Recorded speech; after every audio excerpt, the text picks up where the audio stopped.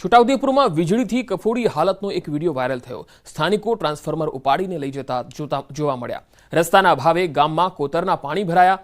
Transformer પહોંચાડવાની જવાબદારી પીજીવીસીએલની હોય છે, પરંતુ અહીંયા સ્થાનિક લોકો જ ઉપાડીને લઈ જતા જોવા મળ્યા હતા। તસવીરોમાં જોઈ શકાય છે વીજળી ન મળવાના કારણે કેવી કફોડી હાલતમાં સ્થાનિક લોકો મુકાયા। સ્થાનિકો ટ્રાન્સફોર્મર ઉપાડીને લઈ જતા જોવા મળ્યા। રસ્તાના અભાવે ગામમાં કોતરના પાણી ભરાઈ ગયા। ટ્રાન્સફોર્મર પહોંચાડવાની જવાબદારી પીજીવીસીએલની હોય છે, પરંતુ પીજીવીસીએલે આવું કોઈ કામ કર્યું જ નહીં, એટલે સ્થાનિકોએ જાતે જ આ કામ કરવું પડ્યું અને ટ્રાન્સફોર્મર લઈ જતા નજરે પડ્યા। તો વીજળીથી આ વિસ્તારના ઘણા એવા એરિયા છે જ્યાં હાલ અંધારપટ છે અને હજુ વીજળી મળી શકી નથી, અને તેના કારણે વરસાદમાં ખૂબ જ તકલીફનો સામનો કરી રહ્યા છે। 150 જેટલા પરિવારો એવા છે કે જ્યાં અંધારપટ છવાયેલું છે, ત્યારે ટ્રાન્સફોર્મર પહોંચાડવાની જવાબદારી તો પીજીવીસીએલની હોય છે, પરંતુ અહીંયા અધિકારીઓ તો ફરકતા જ નથી હોતા। કેબિનમાંથી કે ઓફિસમાંથી તો બહાર આવે તો કંઈ ખબર પડે। વધુ માહિતી સાથે છોટાઉદેપુરથી સંવાદદાતા સૈજાબ ખત્રી જોડાયા છે। સૈજાબ, આ જે 150 પરિવારોમાં અંધારપટની જે સમસ્યા છે, કેટલા સમયથી છે? કયા ગામના આ લોકો છે? જી પંકજ, ખાસ કરીને નસવાડી તાલુકાના અંતરિયાળ વિસ્તાર હોય અને જે કવાંટ તાલુકાના જે ડુંગરાળ વિસ્તાર છે કે જેની અંદર કેટલાક સમયથી જે વાતાવરણની અંદર જે વરસાદી વાતાવરણ હતું તેના કારણે ટ્રાન્સફોર્મર ઉડી ગયા હતા, જેના કારણે અંતરિયાળ વિસ્તારના આદિવાસીઓ અંધારામાં જે જીવન છે તેઓનું પોતાનું જીવન ગુજારી રહ્યા હતા।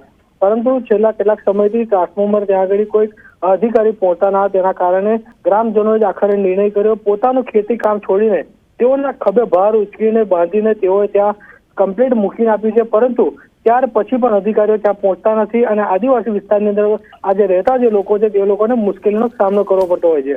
આમ તો આ પરિસ્થિતિ આજની નથી, વર્ષોથી છે। ગામના લોકો અવારનવાર રજૂઆતો કરે છે, પરંતુ અધિકારીઓ જે છે તે પોતાની ચેમ્બરમાંથી બહાર નીકળે અને આવા જે વિસ્તારો છે તેમાં પહોંચે અને આજે આદિવાસી વિસ્તારના લોકોને જે મુશ્કેલી પડે છે તે નિહાળે તે ખૂબ જરૂરી બન્યું છે। આમ તો ગામના લોકો હાલ આક્રોશની અંદર છે। અધિકારીઓ પહોંચે, ટ્રાન્સફોર્મર જે લગાવનાર છે જે પહોંચે, લાઇટ મળે તેવી વિસ્તારના લોકો માંગ ઉઠાવી રહ્યા છે। જી પંકજ, જી સૈજાબ, આભાર માહિતી આપવા માટે। રાજ્યમાં પડેલા વરસાદ બાદ મોરબીના માળિયાના રસ્તાઓ પર તબાહીના દ્રશ્યો જોવા મળ્યા। વરસાદી પાણી રસ્તા પર ફરી વળતા રસ્તાઓ પર ખાડા પડી ગયા છે। આ તસવીરો જુઓ, કચ્છથી મોરબી તરફના રસ્તાઓનું ધોવાણ થઈ ગયું છે। આ રસ્તાઓનું ધોવાણ થવાના કારણે વાહન ચાલકોને પણ અવર જવરમાં ખૂબ જ તકલીફનો સામનો કરવો પડી રહ્યો છે।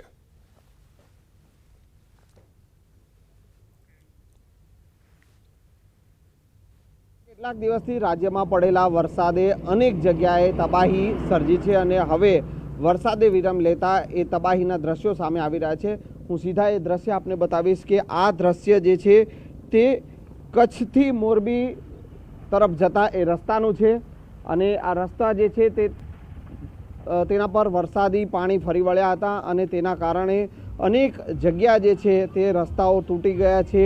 ડિવાઈડર જે છે તે પણ ક્યાંક ને ક્યાંક તૂટી ગયા હોય તેવા દ્રશ્યો સામે આવી રહ્યા છે। મોટા મોટા ખાડા જે છે તે ડિવાઈડર હોય કે રસ્તાઓ પર તમામ જગ્યાએ પડી ગયા છે અને હાલ ક્યાંક ને ક્યાંક તંત્ર દ્વારા જે છે આ રસ્તાઓ પર થીગડા મારવાનું કામ તો શરૂ કર્યું છે, પરંતુ મુશ્કેલી હજુ એવી ને એવી છે, કારણ કે આ હાઈવે છે અને હાઈવે પર ચાલતા વાહનો જે છે તેઓને મુશ્કેલીનો સામનો કરવો પડી રહ્યો છે। ત્યારે હવે આ ફરી એકવાર નવો રોડ ક્યારે તૈયાર થશે તે જોવું રહ્યું। કેમેરામેન નિલેશ સોસા સાથે સંજય ટાંક, ન્યૂઝ 18 ગુજરાતી, માળિયા। હવામાન વિભાગની આગાહી છે, ચક્રવાત નલિયાથી 360 કિલોમીટર આગળ વધ્યું છે। ગુજરાત ઉપર તેની કોઈ અસર નહીં થાય। આજે વરસાદનું જોર ઘટ્યું છે અને વરસાદને લઈને આજના દિવસ અંતે કોઈ એલર્ટ નથી। આવતીકાલે રાજ્યમાં ફરી વરસાદ શરૂ થશે। 1 સપ્ટેમ્બરથી 6 સપ્ટેમ્બર સુધી ગુજરાતમાં વરસાદ રહેશે। આવતીકાલે ગુજરાતમાં ભારે વરસાદની આગાહી છે। આજે છૂટાછવાયા વરસાદની શક્યતા રહેશે। આગામી 2 દિવસ સૌરાષ્ટ્રમાં છૂટાછવાયા વરસાદની સંભાવના છે। બંગાળની ખાડીમાં ડિપ્રેશન બનવાની શક્યતા હોવાથી ગુજરાતમાં વરસાદની શક્યતા રહેશે। ગઈકાલે બનેલા ચક્રવાતની ખૂબ ઓછા બનતા હોય છે। આજ દિન સુધી આવી સિસ્ટમ માત્ર 3 વખત બની છે। આ પહેલા 1944માં ઝારખંડ નજીક, 1976માં ઓડિશા નજીક અને 1986માં દક્ષિણ ગુજરાતમાં આવી સિસ્ટમ બની હતી।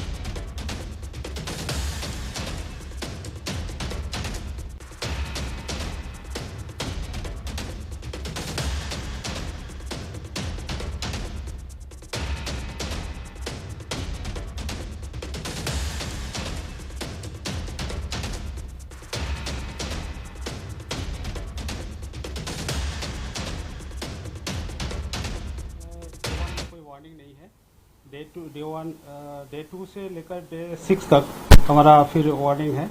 डे 1 में आपका गुजरात रीजन में हैवी रेनफॉल का वार्निंग है और डे 3 से डे 5 तक heavy to very heavy rainfall का वार्निंग है और डे 6 में हैवी रेनफॉल का वार्निंग है और डे 7 में कोई वार्निंग नहीं है। और सौराष्ट्र कच्छ के लिए डे 1 डे 2 में कोई वार्निंग नहीं है और डे 3 में आपका Fairlie wide spread heavy rainfall का वार्निंग है आपका 4 दिन के लिए, मतलब डे 3 डे 4 डे 5 डे 6 तक हैवी रेनफॉल आइसोलेटेड प्लेसेस में वार्निंग है। अभी जो बारिश का संभावना है वो गुजरात रीजन में डे 1 में फेयरली वाइड स्प्रेड का अनुमान किया जा रहा है और बाकी जो 6 दिन है अगले 6 दिन डे 2 से लेकर डे 7 वाइड स्प्रेड का अनुमान है। और सौराष्ट्र कच्छ में डे 1 डे 2 स्कैटर्ड है और आपका डे 3 से लेकर डे 6 तक वाइड स्प्रेड है, डे 7 में फेयरली वाइड। વડોદરામાં કરજણના ખેરડા ગામ હજુ પાણીમાં છે। સગર્ભા મહિલાનું અહીંયા રેસ્ક્યુ કરવામાં આવ્યું।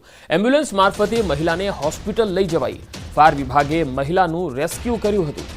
સગર્ભા મહિલાનું અહીંયા રેસ્ક્યુ કરવામાં આવ્યું। ખેરડા ગામ વડોદરાનું, જ્યાં એમ્બ્યુલન્સ મારફતે મહિલાને હોસ્પિટલ પહોંચાડવામાં આવી।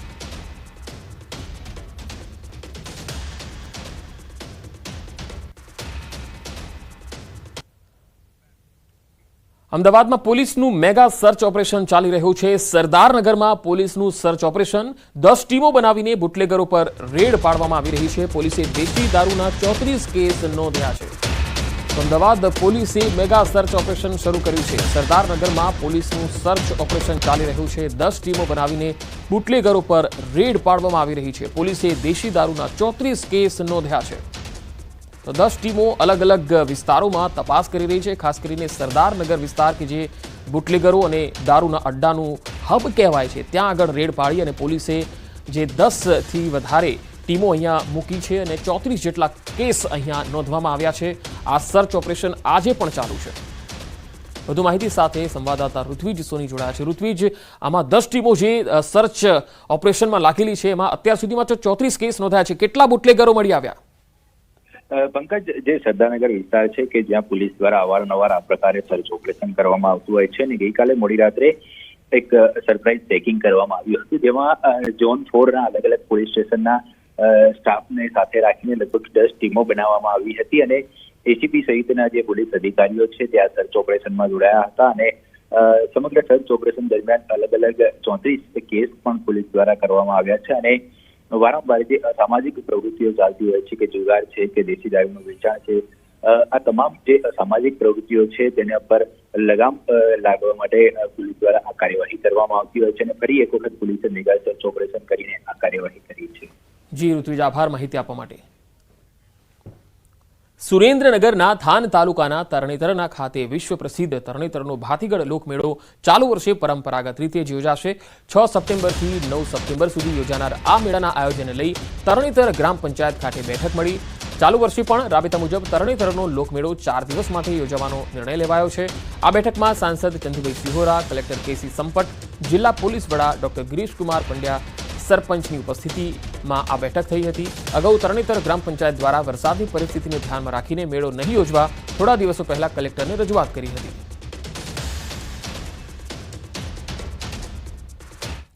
સુરત શહેરમાં આગામી ગણેશ ઉત્સવને લઈને તંત્રએ તૈયારીઓ આરંભી છે। શહેરના 6 ઝોનમાં 2 કરોડથી વધુના ખર્ચે 10 જેટલા કૃત્રિમ તળાવ બનાવાશે। કૃત્રિમ તળાવ પર રોડ રસ્તા પણ બનાવાશે। કૃત્રિમ તળાવ બનાવવાની સાથે આગામી 72 કલાકમાં શહેરના તમામ રોડ રસ્તાઓની કામગીરી પણ પૂર્ણ કરવાની સુરત મેયરે ખાતરી આપી।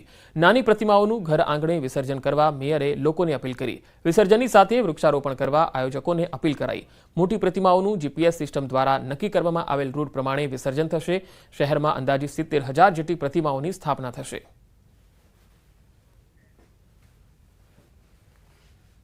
છેલ્લા ઘણા વર્ષથી કે તાપી નદી પ્રદૂષિત ન થાય તેમાં કોઈ પણ પીઓપીની મૂર્તિઓ પધરાવી નહીં, તેના ભાગરૂપે સુરત મહાનગરપાલિકા દર વર્ષે પોતાના 6 ઝોનમાં 10 કૃત્રિમ તળાવો બને છે, તેની